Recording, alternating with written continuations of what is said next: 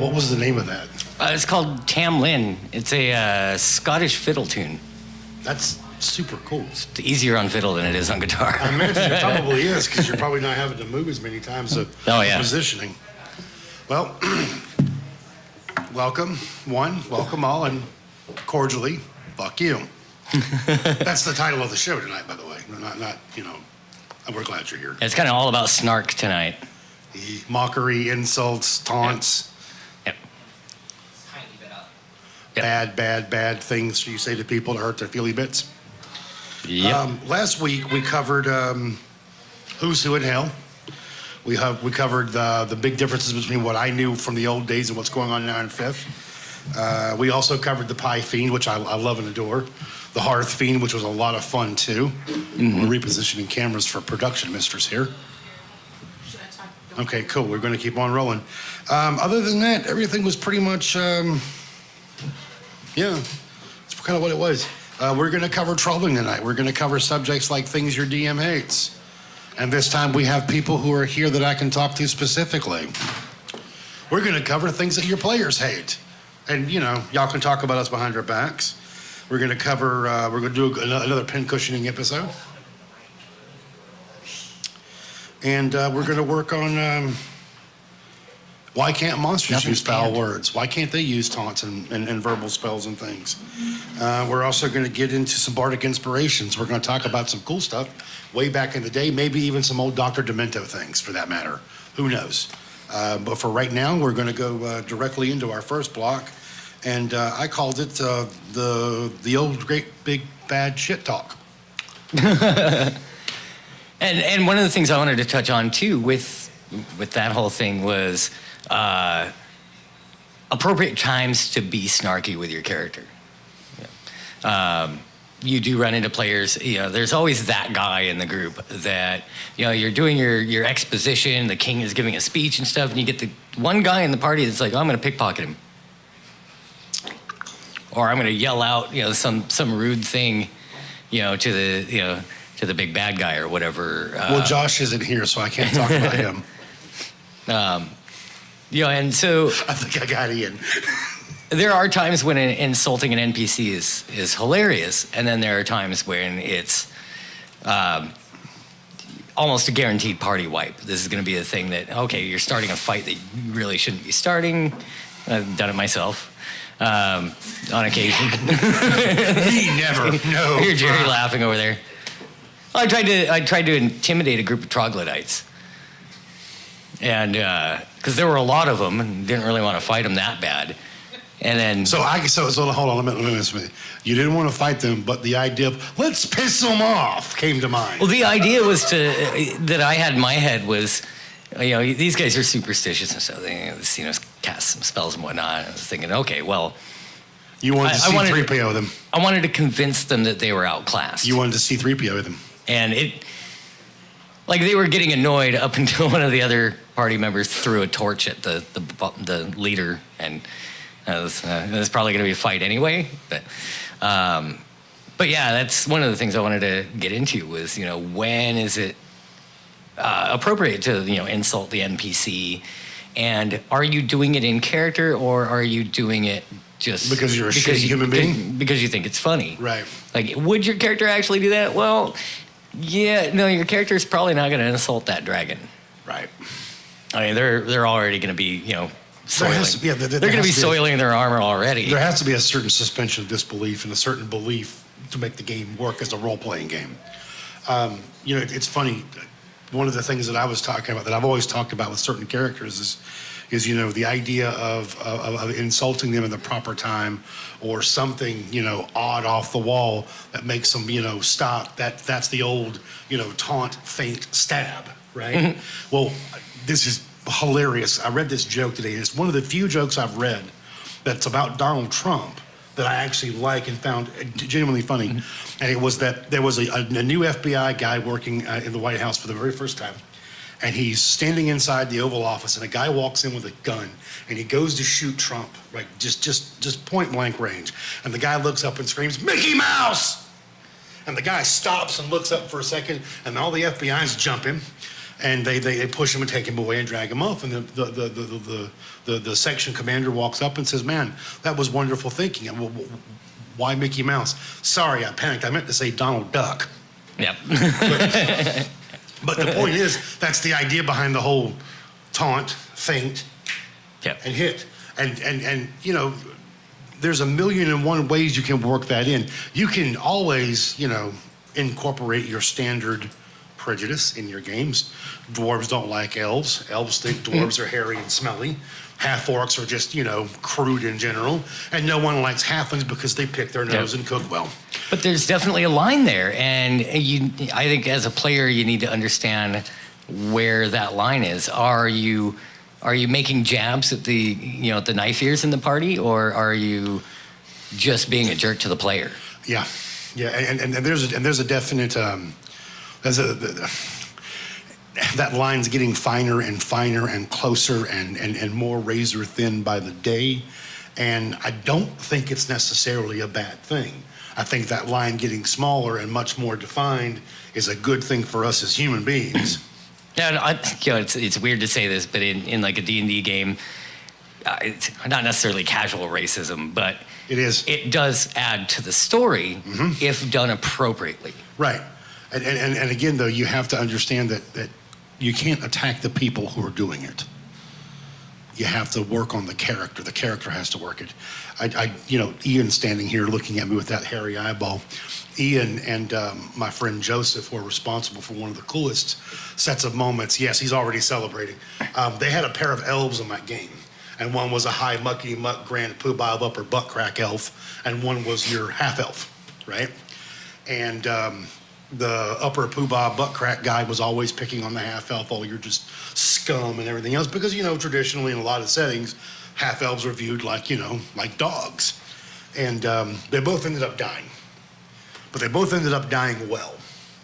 And who's waiting for the half elf at the gates to the afterlife? The high elf. Welcome, brother. And it was a wonderful moment. And it gave us an opportunity to throw a little bit of trash back and forth and then still build that up. They spent a lot of time, pardon the expression, pissing in one of his Cheerios for the entire game. And it was oftentimes worked for the betterment of the party because they would piss each other off. Well, okay, it was kind of the classic Legolas Gimli thing. That only counts as one, you know, kind of thing that it turned into, which was really fun because they did a very good job making that work. And even that taunting and that constant jabbing at one another, it worked so well for what they did. And so it was, you know, one of those things. But now let's get into some mechanical work. I don't know how 5th Ed works that well, but I do know what my system works like that I run, which is a basic system, and it's an opposed roll. You know, so why not I'm going to throw a taunt out and try to get myself a bump on initiative. Hey, GM, am I going close to the same initiative? Well, you're going fairly close. I'd like to try to move myself up this round. What can I do to do that? Well, you're going to have to find a way to get his attention or distract him, okay? Well, you don't have to distract him by going, look, a distraction or a flash of light. You can just look at him and go, hey, jackass. Yeah. And maybe they go, what? Or, God, you're pretty. Or some go, holy hell, you know? It doesn't really matter. I'm just saying use it as a mechanic. Use it as something that you can get in there. But again, mockery works. You know, geez, my granny can scrap better than that and she's dead. You know, things like that. You don't have to get silly with it. You don't have to get out off the wall with it. You can have some damn fun with it. By all means, please have fun when you game. Yeah,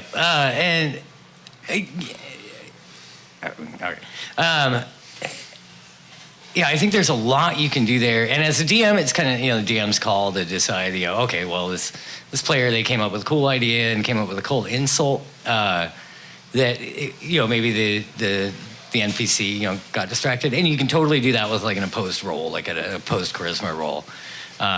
Whereas with actually casting the spell Vicious Mockery, that's a little different. You're actually causing damage. Tell us about that spell, actually. So it's something that he read to me that I'd never heard about until he started talking to me about it. Yeah, it's a bard spell. And it's a cantrip that bards get where you lay out a string of insults towards the enemy that you're trying to attack with it. If they fail their save, they take a d4 of damage, and gain disadvantage on the next attack. So there is a mechanic there where you can distract an enemy enough to, so they're probably not going to hit somebody when they do go to swing, which is pretty handy. And that's already built into the game. You don't have to like fudge any rules or anything. Here's a question already for there. you. Here's a question for you. How far can your taunt reach in asking you as the GM of your parties and your players? How far does that taunt reach? What can I do? How much it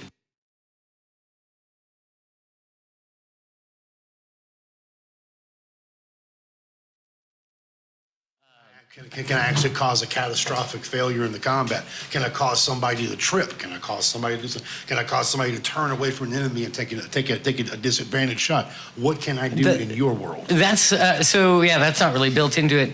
I think if somebody was using vicious mockery in one of my games and they came up with an insult that just makes me giggle, and I'm like, oh snap, geez, this guy's hurt right in the feelers. Right. I might give them disadvantage on the save. On that, like, okay, this was really good. Okay. I'll give the enemy guy disadvantage on the save, so he's more likely to get hit by it. Long time ago, I had a guy who played a swashbuckler. God awful kit from the second edition. Oh, it was terrible. Oh my God, it was just bloody awful, right? And the one thing that he was really adept at doing, because he didn't abuse the kit for the combat rules from combat and tactics and that kind of thing, or skills and powers, what he did was he abused the fact that he was given unlimited cantrips. And he would do it by, just the silliest things in the world that worked so well. He had one thing where he would be able to creep around. You get behind a bunch of enemies. They were creeping around too, and the party was over here. Well, the party was the bait. They creep up, and he creeps up behind them with the cantrip, and he goes, boom, from 30 feet away, and they all spin around, and something clanks, and the party's notified. It's little stuff like that he did. One of my favorite ones was he kept calling every orc Piggy. Yeah, there you go. Piggy. Hey, Piggy. Or you just kind of try to unnerve them a little bit. You use press thaumaturgy to whisper in the guard's ear while he's looking the other way. You smell better when you're awake. We had one guy. We had one guy who used to use a modified audible glamour spell. He'd use it for an olfactory signature, and he would cast this olfactory signature, and he would float the smell of cooking bacon over an orc tribe. Oh, there you go. And he was like, "Are you sure you want to do that?" "Yes, that's an extraordinarily poor taste. I want to go with that."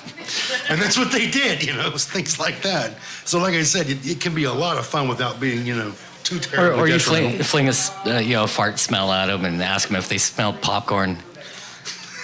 So then they're just immediately like, "Oh, not popcorn." Yeah. There was so you might distract them a little bit. There was one GM that I had that would take bards and would require bards to cast spells, and they had to cast them with somatic components only. So they had to say things, and this one guy would literally lift his leg and cut wind and go stinking cloud. And it was hilarious. But he also used the same things. That there's a taunt spell in the second edition and the first edition, and it was always fun to make the player who was casting the spell come up with something fun to say while they were doing it. And the generic fuck you works, but have a little thought when you make your insults. Yeah. Call somebody a fuckload of shit weasels. Something, anything other than your normal, go to hell and die, and I'm gonna skull fuck you when you're dead. Yeah. Or you cast Crown of Madness on an enemy, and then you tell his buddy, you tell him his buddy next to him said something awful about his sister or whatever.